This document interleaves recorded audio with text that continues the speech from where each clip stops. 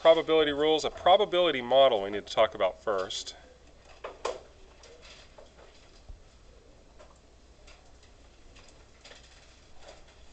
The probability model is a description of some chance process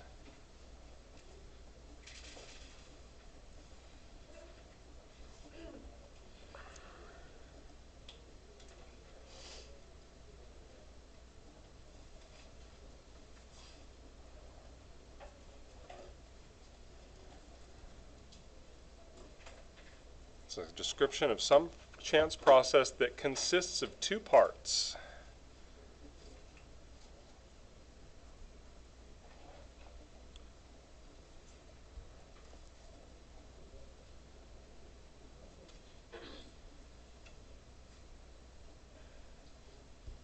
The two parts are a list of all possible outcomes and the probability of each outcome.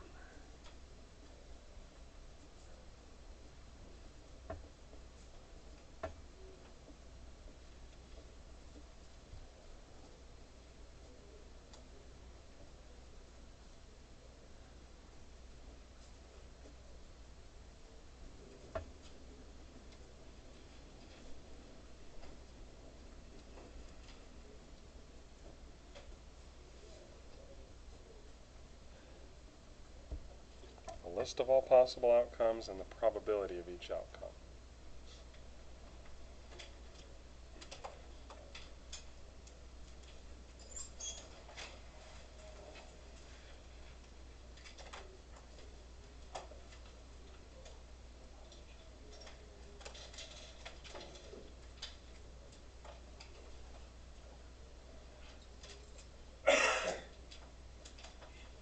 So these can be really handy to help us sort of draw out the problem. I'm going to take a pair of dice here. One's red, one's white. I'll call this die 1 and die 2. It doesn't really matter which one is which. But I want to make a probability model with a couple of dice. So across the top here I'm going to go die 1. And what can I get on die 1? I can get a 1, a 2, a 3, 4, a 5, or a 6. It's like an array, and so I'm going to do die 2 down the side. And on die 2 I can get a 1, a 2, a 3, a 4, a 5, or a 6.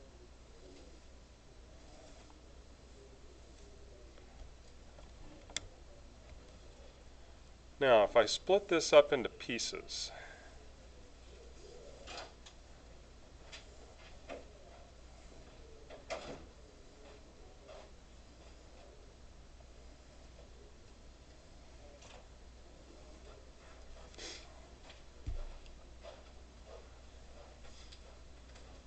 what this represents is every possible way that I can roll a pair of dice.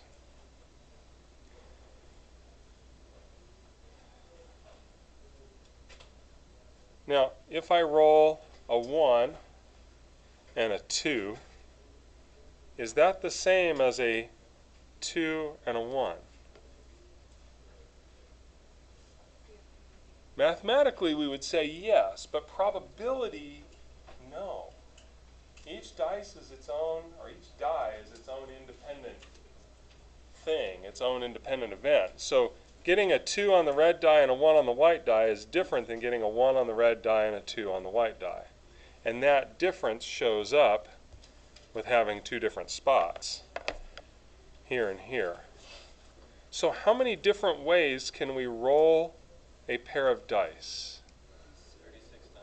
There are 36, yeah, 36 ways that a pair of dice can roll. So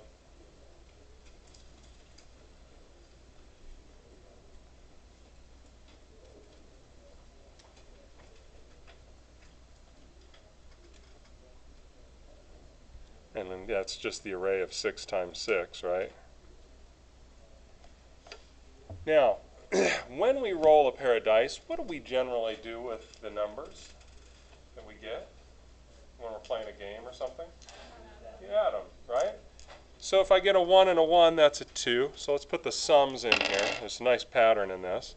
1 and 2 is 3. 1 and 3 is 4, 5, 6, 7.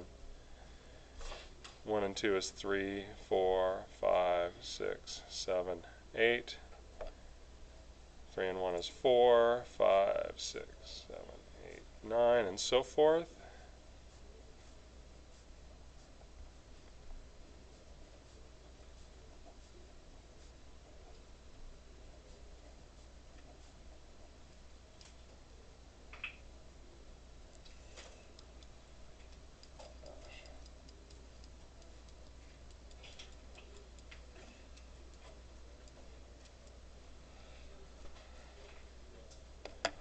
So what's the most likely sum that would occur?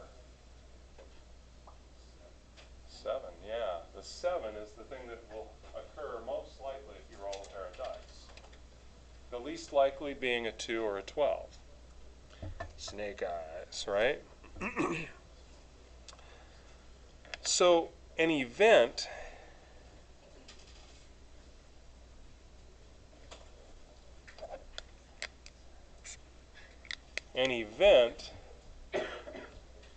is any collection of outcomes from some chance process.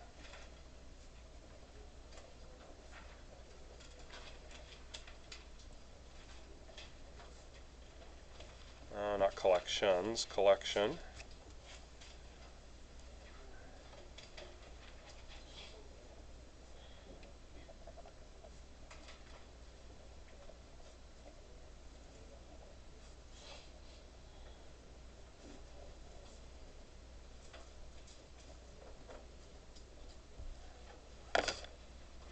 Now, I think I'm understanding this term correctly when I think of what is the probability of rolling and getting a 7. To me, that is what the event is getting at. So there's more than one way to roll and get a 7, more than one way to roll and get an 8, and so forth. So those are all events. So if I asked the question, what probability to roll a 7, that would equal the number of 7s that I could roll with a pair of dice divided by the total number of ways that I could roll a pair of dice, right? So I've got 1, 2, 3, 4, 5, 6 ways that I can roll a 7 out of 36 possible ways to roll a die, which would simplify to 1 in 6. So 1 in 6 rolls of a pair of dice should give me a sum of 7, and that would be the event, the sum of 7. Does that make sense? Yeah. Cool. Is that why it's considered a lucky number? I don't know, actually. I don't know if this is I wouldn't be surprised if that figures into the history somewhere. Yeah. I don't know dice games in terms of, like, games playing at, say, casinos or whatever, but what, 7s and 11s are supposedly good in, is that craps, I think? I don't know. Like I said, I don't really understand the game. As much as I find it interesting to look at probability, I'm not a fan of testing the waters and giving my money away, because I see that's kind of how I see gambling. It's just giving money away. I'd be happy to give your money away, but not mine. Okay. All right. That sounds questionably legal. If you want to fund my trip to Vegas, I'll take it, but I'm not going to do it on my own dime. All right. Are we up on this? Everybody's ready for the next page? Okay. Now we get to the rules. So you can do a probability table like that, a probability model with all sorts of different things. Like, I like to do it with a die and a coin because it's a fairly small probability model. But the problem is there's no, like, sort of intersecting events, like 7s. There's a bunch of 7s. You can't get that with a die and a coin. So probability rules.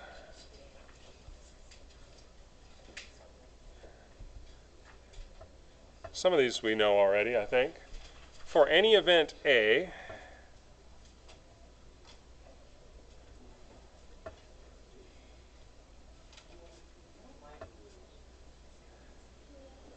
0 is less than or equal to the probability of A occurring, which is less than or equal to 1. So this is just simply saying that the probability for any event has to be between 0 and 1, or between and including 0 and 1.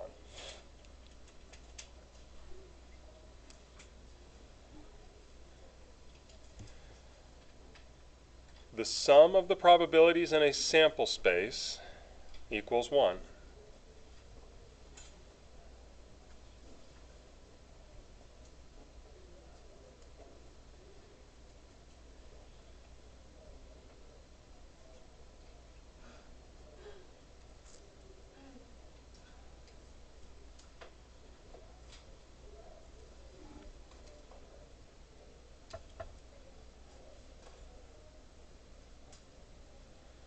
Sample space, I didn't define that. I apologize. This would also, it's a probability model, but it would also be an example of a sample space. Sample space is going to include all possible probabilities of an event. So that sample space is 1.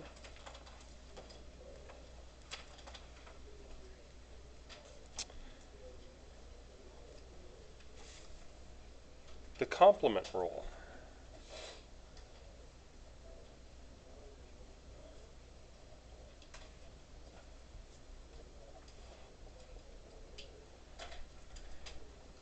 The probability of an event, the complement of an event A occurring. This is complement, this little c is complement, equals 1 minus the probability that A occurs. So the complement is that A doesn't occur. What's the probability that A doesn't occur? That's the complement.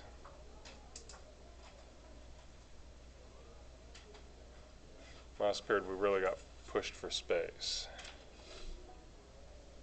Let's add that.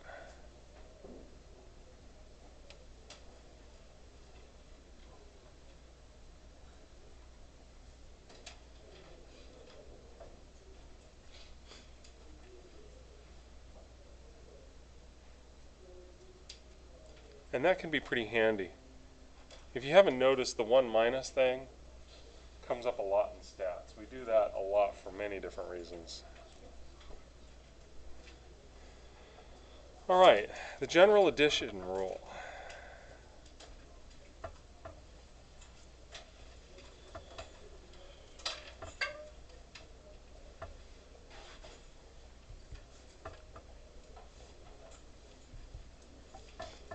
The general addition rule is a little bit longer. If A and B are any two events,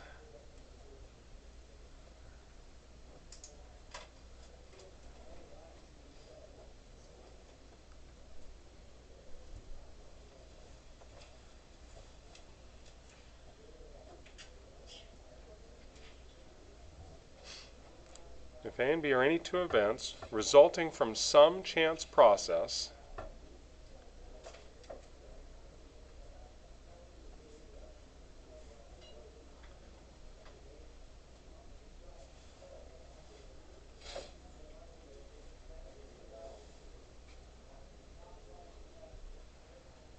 then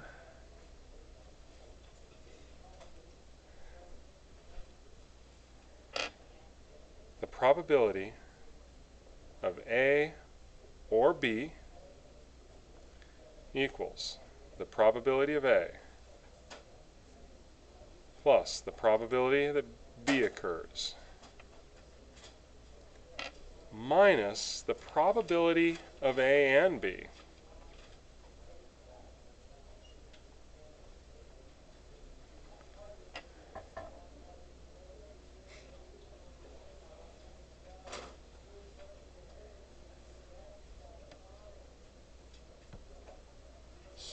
So let me see if I'm going to draw. You guys are familiar with Venn diagrams, right?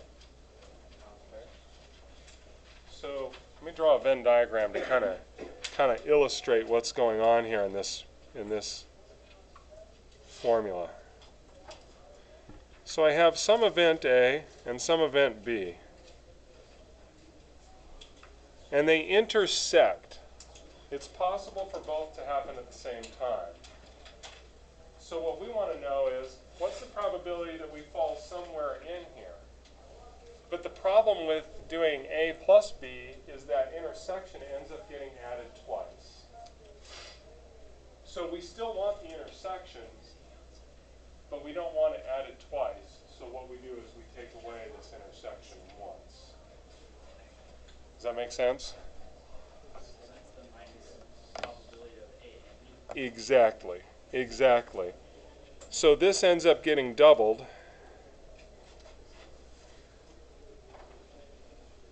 by A and B.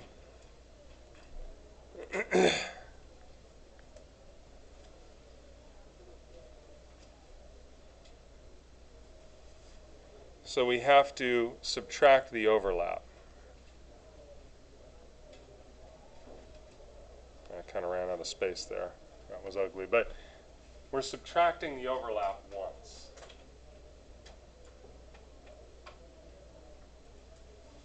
So the probability of A or B is everything in this area of A and B. Okay?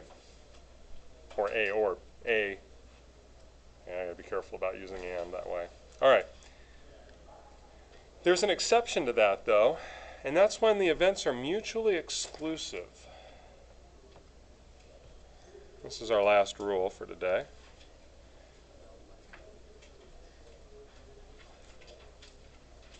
Events are mutually exclusive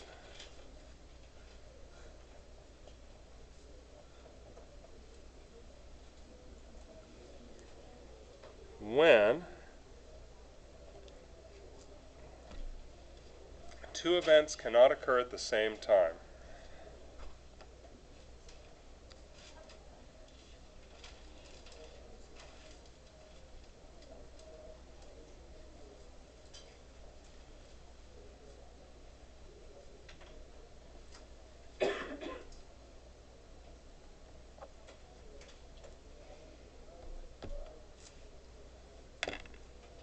For example, I can't roll a 2 and a 3 on the same die at the same time. Right? I can roll them separately, but I can't do them at the same time. That's maybe not the world's best example, but that's the idea. So in this case, the probability of A plus the, probability of A or B, in this case,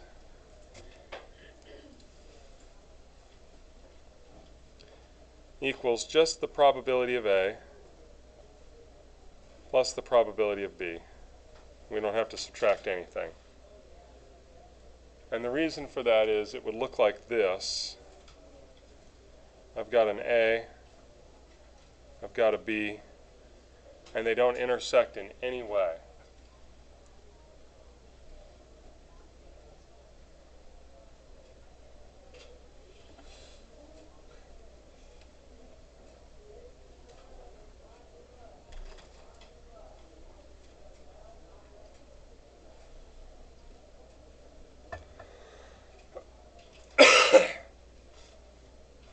And if there's no intersection of events, then the probability of A and B equals 0 in this case.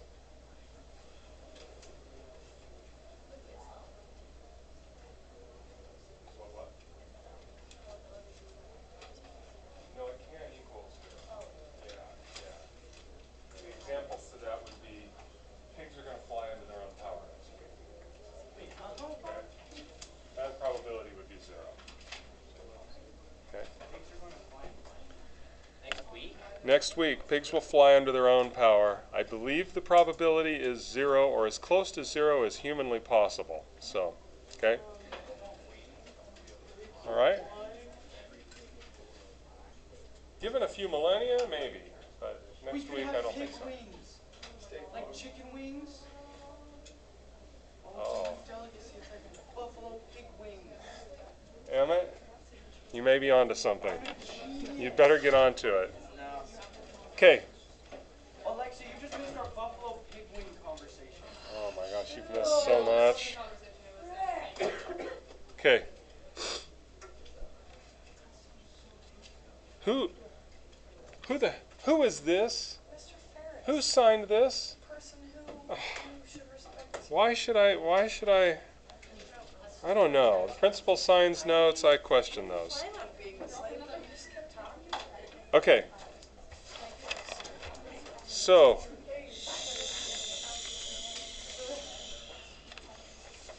last thing that I want to cover is just kind of more drawing of the same sort of thing and some symbolism that I struggle with.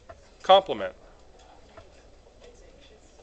We talked about it, we've looked at it, we did some stuff with blue M&Ms with it, but here's what it would look like.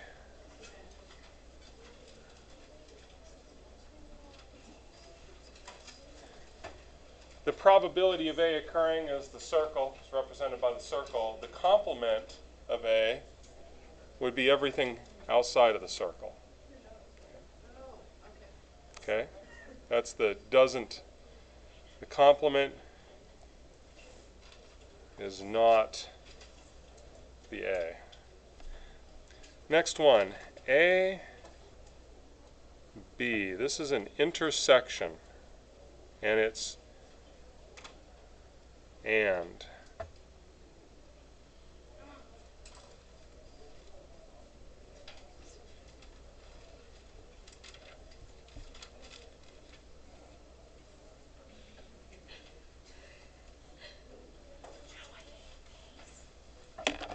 In this case, we're looking only for the part inside here. I don't think I talked about how to get to that. If you're looking specifically for the intersection, this would be the probability of A times the probability of B.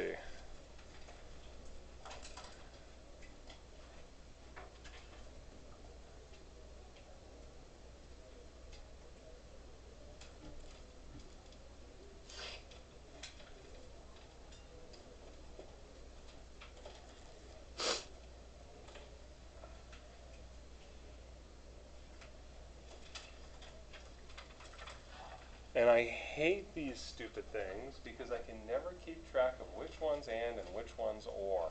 So if anybody has a nice way of... Wait, I got it. You got it? Yes. Because there's an N in there, so it kind of looks like an N. Okay, it does kind of look like an N. Or you just say A and B? Wait, what's the or one? Well, the or is the upside down version of that. So or would be A. And it, I can't see that. oh, sorry. If you just say A and B, it sounds like A and B. I guess so. I'm just... Ob, yeah.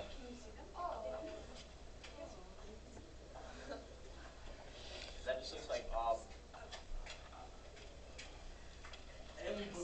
I guess the U is for union. I don't know. But I can keep track of the U and the union, but I can never remember if that's and or. So I'll try to think of the N for and. So this, we've taken some notes on this already. This would be like this, where we're looking for all possible probabilities within A and B. So that's pretty much all the data. No, because the Or. It could be like our N. because you don't have it could be A alone, it could be A and B, or it could be B alone. It could be any of those. So that's what or indicates. I'm going to get this or that, this and that. This or that includes the and part. And that was the calculation that we looked at earlier.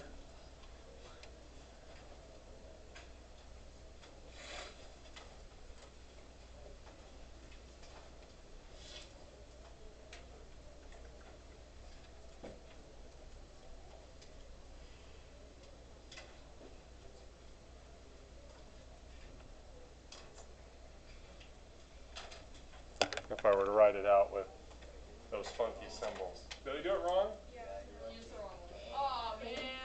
Oh, I did. You're right. I got to turn that upside down.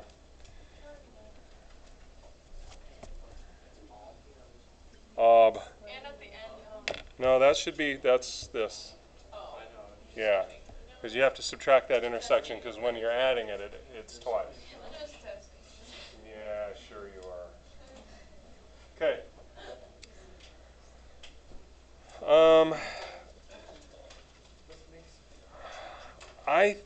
There's a problem I want to go through. I'm going to have to look for it real quick, but just I'm going to suggest look page 319. Who has pierced ears?